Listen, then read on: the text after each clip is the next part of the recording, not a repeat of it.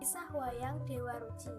Dikisahke Bima duweni sawung guru kanthi jeneng Resi Durna.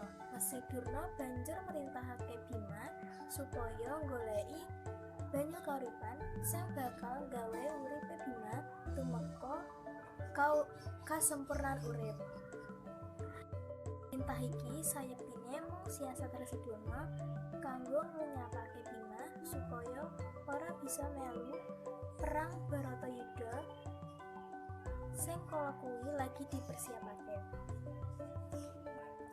Bima sing duweni jiwa sawang murid tanpa pitapun meleh banjur nglakokake titah saka gurune yaiku Resi Durna.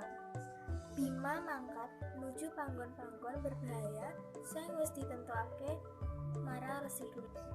Pisan dheweke dikongkon menyang mangkat Gunung Candradimukha.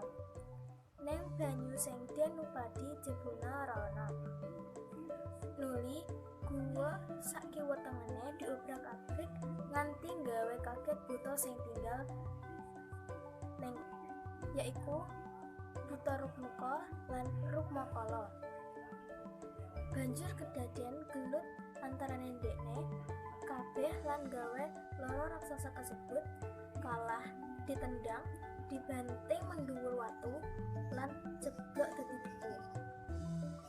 Bima durung bisa nemu banyu kauripan.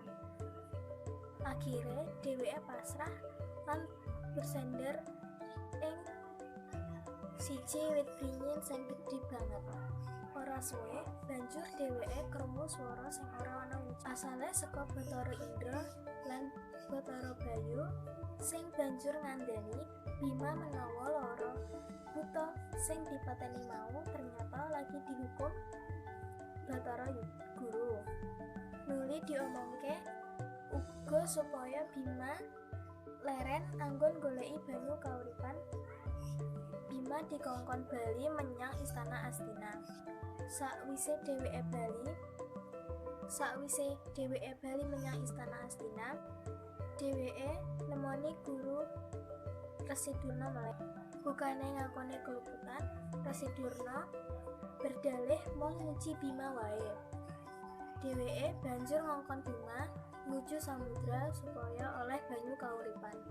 Sadurunge lunga, kabeh sedulur Bima, Pandhawa 5, termasuk Arjuna, nglarang lan wanti-wanti menawa kabeh kuwi mung jebakan wae. Nanging Bima tetep kukuh bertekad lunga demi nglakoni titah saka Guru Durna. Malah yen dheweke kudu nemoni kemalangan, dheweke wis siap. Amarga dheweke duweni kepitayaan menawa apa sing dilakoni dheweke yaiku derma lan kabeh ana sing ngatur.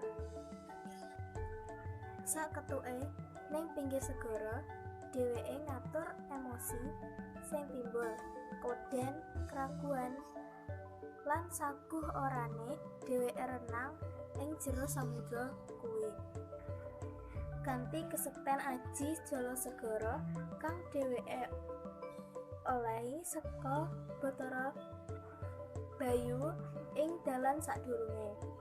Dheweke mleboni dasar segara karo nyibak banyu. Malahan dheweke saguh ambekan ing jero banyu segara kuwi. Kisahke ning segara kuwi ana naga segede anakan kali, pemangsa iwak segara, rai liar lan ganas. Duweni bisa kang iso mateni sapa wae. Cangkeme kaya gua. Siunge katon landhep cemorot. Ngelilit Bima nganti mung kari ketok gulune. Nyemburaken bisa kaya banyu udan saka naga kasebut.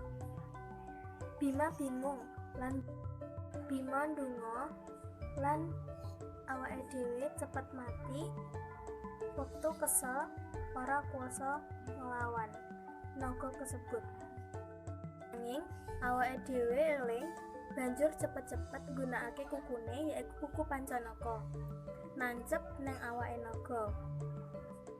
getih kemocor, naga gedhi mau kuwi banjur mati. Seisi segara bagya mulya merga ora ana meneh mangsa sing ganas.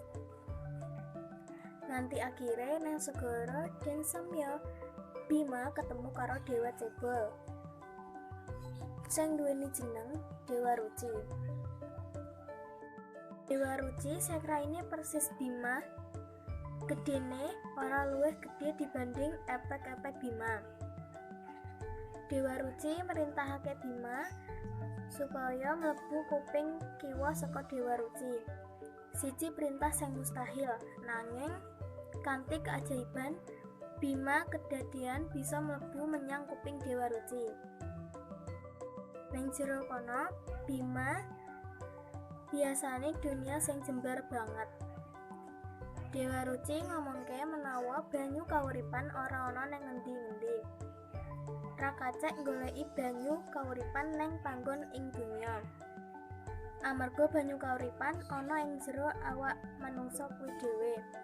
Saka kono Bima memahami wejangan Dewa Ruci sing sayektine kuwi gambaran saka awake dhewe sing ngetok lan menehi pamulangan marang dheweke amarga dheweke wis matuhi perintah saka gurune. Sajroning Dewa Ruci ana 4 wujud sing katon saka Bima, yaiku ireng, abang, kuning, lan putih. Nuli sela tuwa Dewa Ruci sing pisan kok ndelok cahayane urip ora ngerti jenenge. Pancamaya kuwi sayektine ana sajroning atimu. Sing dadi pangarepmu yaiku ati. Nuntun awakmu marang sifat kuwe ngrupake hakikat sifat kuwi dhewe. Lekas mulih aja mlaku, delengen rupa kuwi aja mangu. Ati kuwi sejatine hakikatmu. Lagekno sing arupa abang, ireng, kuning lan putih kuwi yaiku pengalang atimu. Bima sakwise krungu tembung Dewa Ruci, atine padhang, nrimo kanthi ati seneng.